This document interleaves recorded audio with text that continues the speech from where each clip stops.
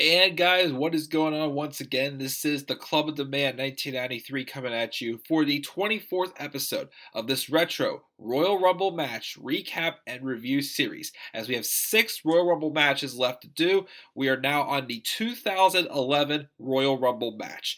The build to WrestleMania 27, which in my mind is so far the second worst WrestleMania of all time.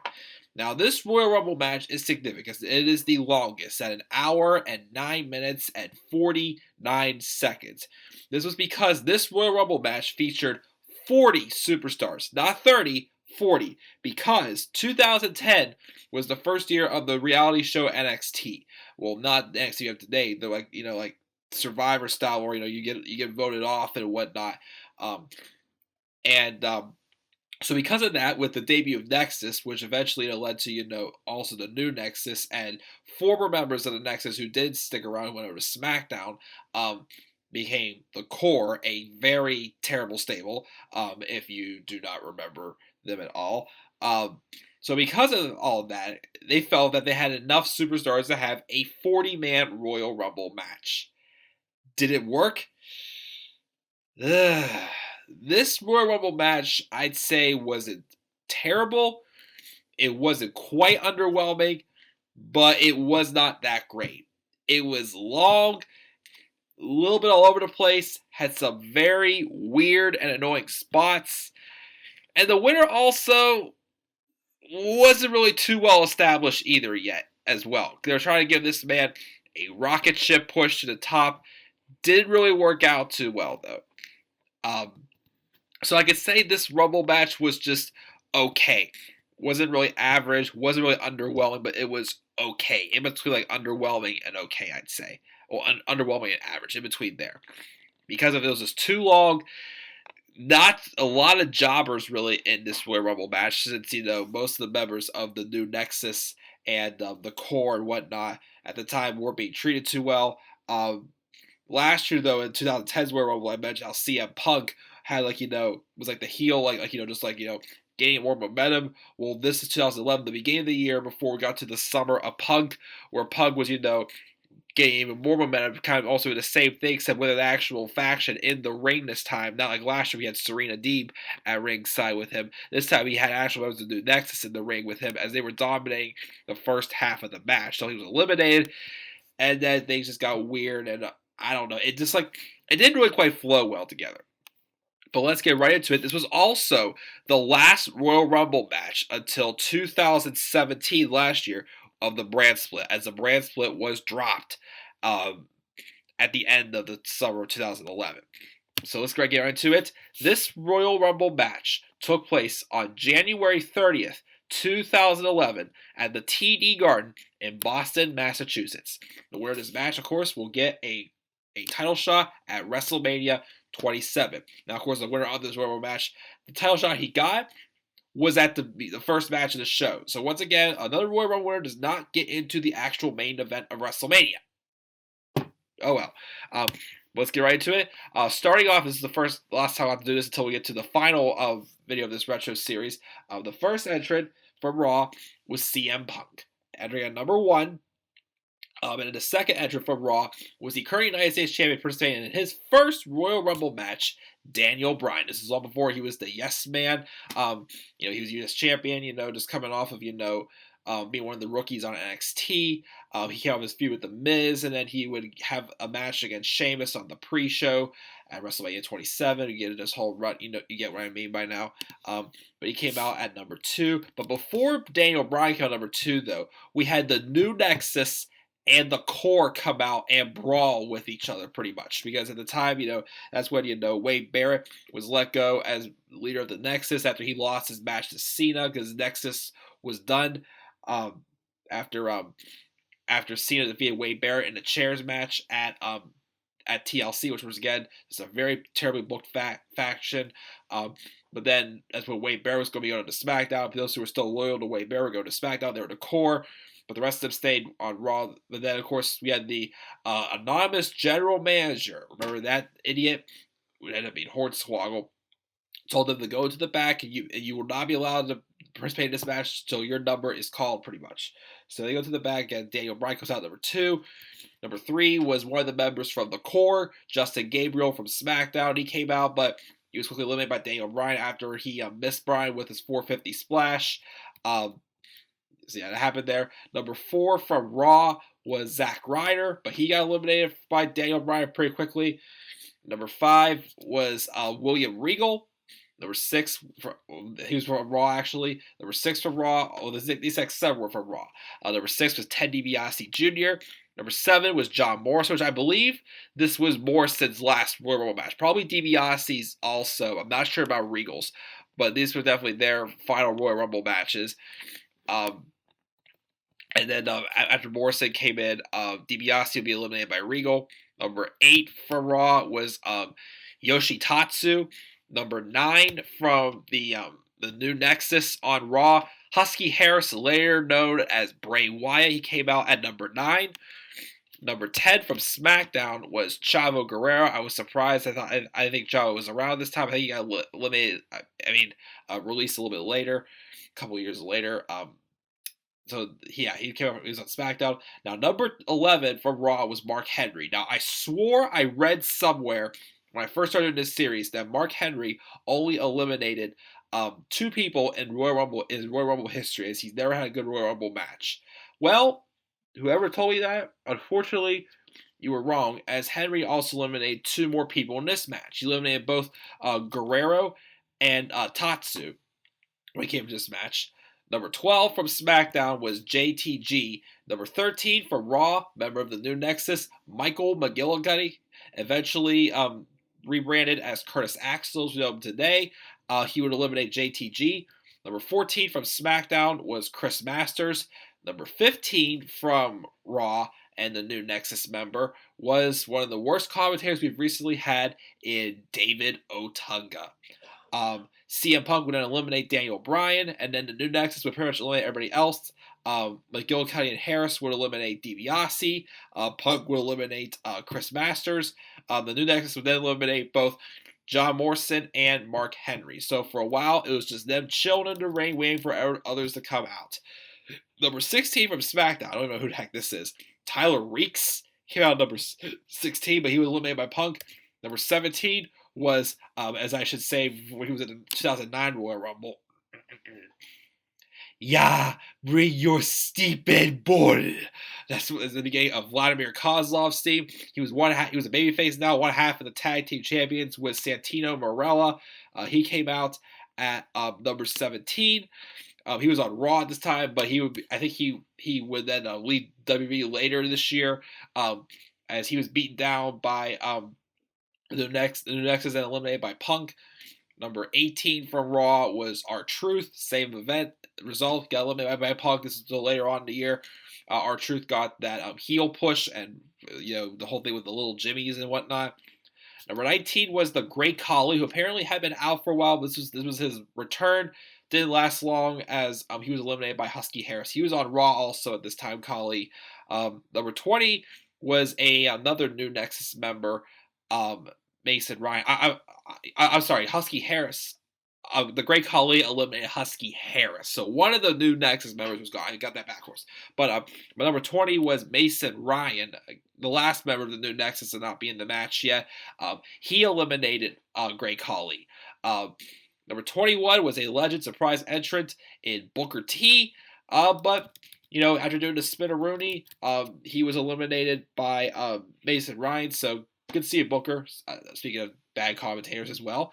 Number 22 from Raw, John Cena, who admits, he had just had that long feud with the Nexus for most of that second half of 2010. So when Punk became new leader of New Nexus, he kind of had a little bit of like a non pay-per-view feud with Punk around this time.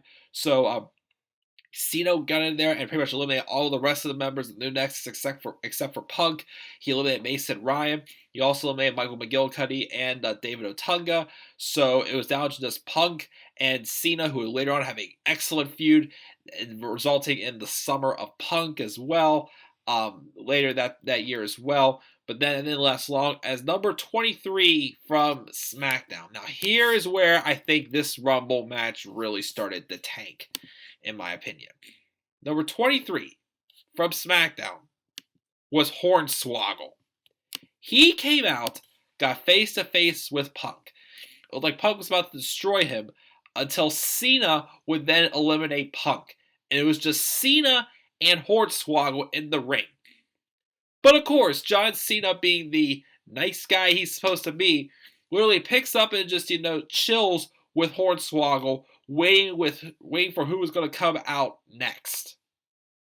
So for a while, it was just Hornswoggle sitting there being a spectator, watching Cena take out the next couple jobbers. Or another way to describe it as well was, having Hornswoggle also make these guys like idiots. As number 24 would then be Tyson Kidd. If he was on Raw at this time, he's eliminated by Cena. Number 25 from the core is Heath Slater from SmackDown. He gets eliminated by Cena after, I believe, either by Tyson Kidd or Heath Slater. I think Hornswoggle did an imitation of, Cena's, you can't seem to define knuckle shovel with a tadpole splash on it, whatever heck it was.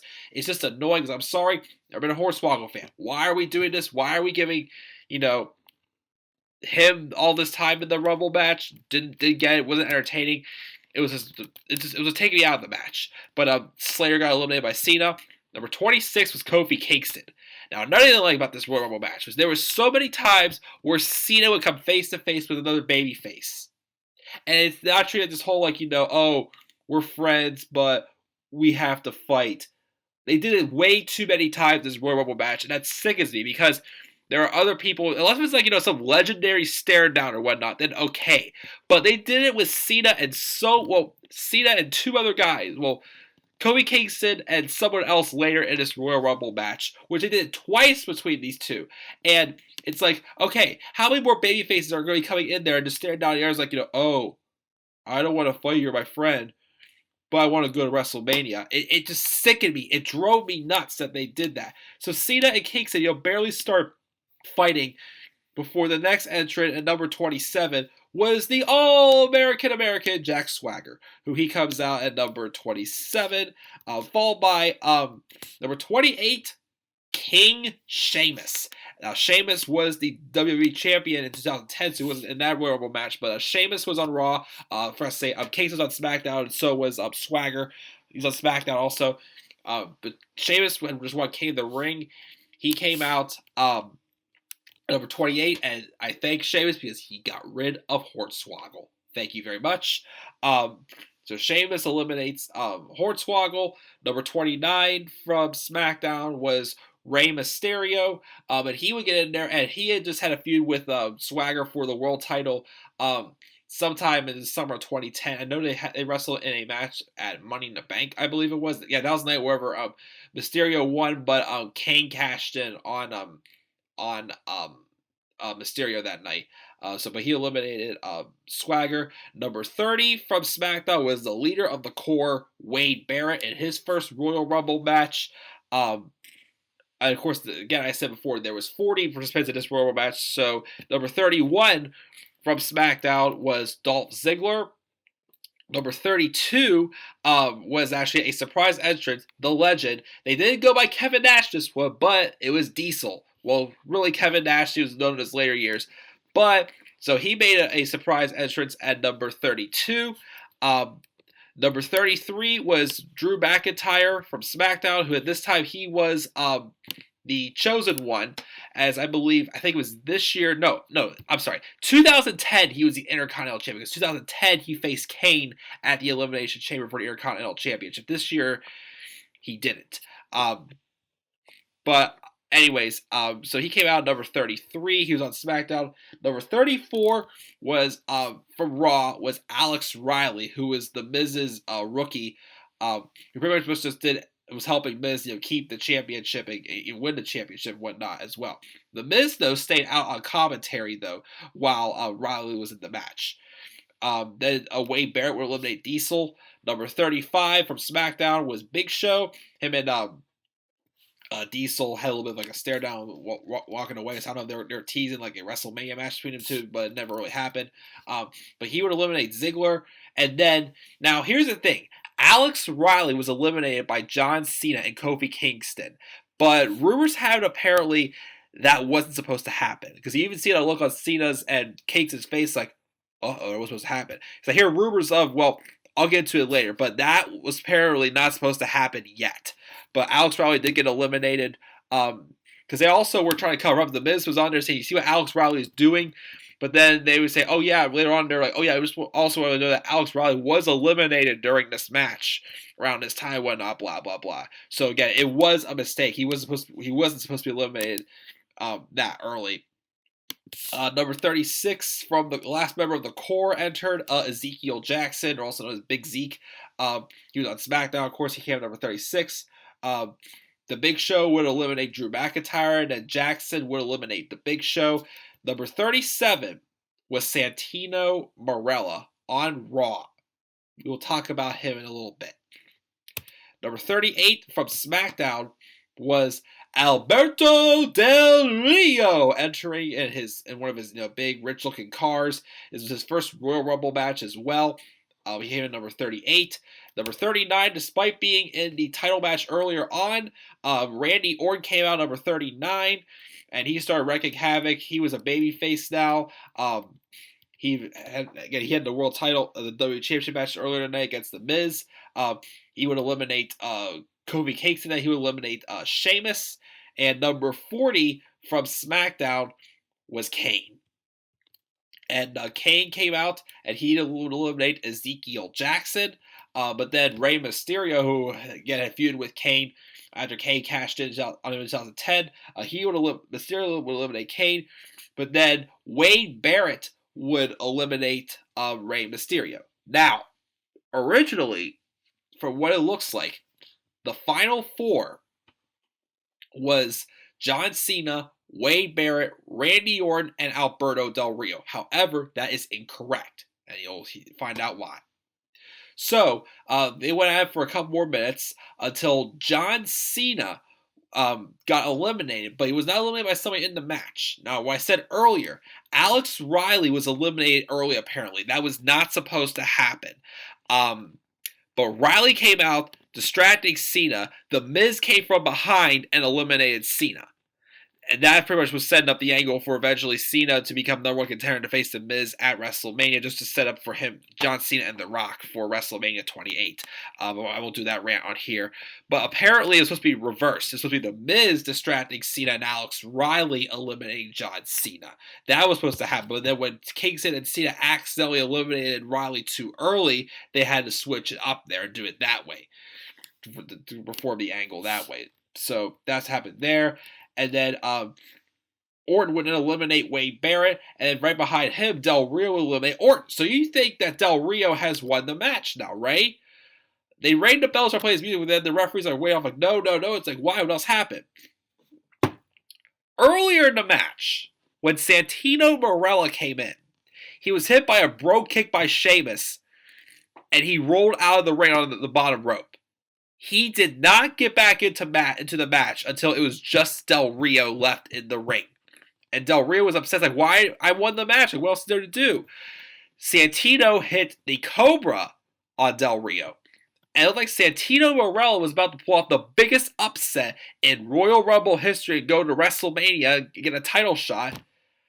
But unfortunately, that was not the case, as Del Rio would then get up, and then even though Marella was about to throw out Del Rio took Morella's momentum and threw him out instead.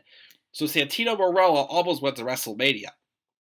He was currently tag champions with Vladimir Kozlov. You were going to put Santino Marella in the main event of WrestleMania.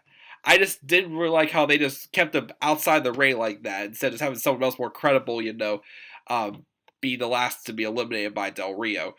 But, yeah, Alberto Del Rio wins this long Royal Rumble match. 40 men and 69 minutes and 9 seconds. Again, Del Rio went on to face Edge at WrestleMania. He didn't win. So it was like, they gave him this rocket ship push, but just Del Rio was never really, hit like, that high note that he was supposed to hit in WWE, unfortunately. But yeah, he wins the match. So let's go over all these entrants and the numbers again. And again, when we go back to 30, of course, next year, the 2012 Rumble match. And also, this is the last time we'll be talking about a brand split Rumble until 2017. So Punk came in number 1 from Raw. Remember all the way back then? 35-21, 7 eliminations. Daniel Bryan, number 2 from Raw. 20-55, 2 eliminations. From SmackDown, we have Justin Gabriel. 58 seconds, no eliminations. He was part of the core. The next several, 4 to 9, were all from Raw. Zack Ryder, 43 seconds, no eliminations. We have Regal, 4-10, no eliminations. Ted DiBiase Jr., 12-16, 1 elimination. Also, I forgot to mention, too, Ted DiBiase storyline was going out with Maurice at the time, so Maurice came out with him. Number 7, John Morrison, 13-24, no eliminations. Yoshitatsu, number 8, 5-35, no eliminations. Number 9, from the New Nexus, Husky Harris, 15-48, 3 eliminations. From SmackDown, number 10 was Chavo Guerrero, 201, no eliminations. Mark Henry at number 11 from Raw, 704, 2 eliminations. Number 12 was JTG from SmackDown, 148, no eliminations. 13 was Michael McGillicuddy from Raw, New Nexus member, 1507, 4 eliminations. Number 14 was Chris Masters from SmackDown, 158, no eliminations. 15 was David Otunga from Raw, 1156, 2 eliminations. Number 16 from SmackDown, Tyler Reeks, 34 seconds, no eliminations. Vladimir Kozlov from Raw, number 17, 40 seconds, no eliminations. 18 was R-Truth from Raw, 102, no eliminations. Number 19 was the Great Khali, a minute 17 from Raw, 1 elimination. Number 20, Mason Ryan from Raw, 432, 2 eliminations. Legend, number 21, Booker T, a minute 8, no eliminations. From Raw, number 22, 7 eliminations by John Cena in 34 minutes and 17 seconds. Number 23 from SmackDown, Hornswoggle, 9:39, way too long for him, no eliminations. Number 24 is Tyson Kidd, 53 seconds, no eliminations. He was on Raw. From SmackDown, part of the core, Heath Slater, number 25, 57 seconds, no eliminations. From SmackDown, Kofi Kingston, 26:04, 1 elimination. Jack Swagger from SmackDown, number 27, 441, no eliminations. King Sheamus, number 28 from Raw, 20:49, 1 elimination. Number 29 from SmackDown was Rey Mysterio, 22:34, 2 eliminations. Number 30, the leader of the core, Wade Barrett from SmackDown. At number 30, 21-23, 2 eliminations. 31 from SmackDown, Dolph Ziggler, 7-12, no eliminations. Number 32, Legend, Diesel, also known as Kevin Nash, 245, no eliminations. Number 33 from SmackDown was Drew McIntyre, 446, no eliminations. Number 34 from Raw, Alex Riley, 250, no eliminations. Number 35 from SmackDown was The Big Show, minute 30, 2 eliminations. Number 36 is Ezekiel Jackson, 714, 1 elimination. Number 37 was Santino Marella from Raw, 1254, no eliminations. He just laid outside the ring almost like 95% of the time. Number 38 from SmackDown was Alberto Del Rio, the winner, 933, 2 eliminations. Number 39 from Raw, Randy Orton, 818, 3 eliminations. And number 40 from SmackDown was Kane, a minute 36, 1 elimination. I forgot to mention also, earlier when I said how Cena could have several face-offs with baby faces before they start attacking each other, like, oh, we're friends, but we're going to WrestleMania. The other two was between him and Orton. So that's something I didn't like about this Raw match. It's the constant, staring out between Cena and somebody else. Like, oh, we're best friends, but we're going to WrestleMania, so let's fight. I did not like that at all. And stuff with Hornswoggle also wrote down. This Rumble match again was just long. It was a little inconsistent. It felt like watching a group of different matches pretty much, and then just Del Rio winning. It just didn't really feel that special at all either. The longest time was CM Punk with 35 minutes and 21 seconds. Too bad they didn't have anybody longer for how long this match was. The most eliminations was a tie between Cena and Punk with 7 apiece. The total duration, again, was an hour and 9 minutes and 49 seconds. And again, with all the thoughts I've already given about this Royal Rumble match, the overall grade I'll give it is a C-. It was okay, but very consistent. It wasn't really one of the best Rumble matches I have seen.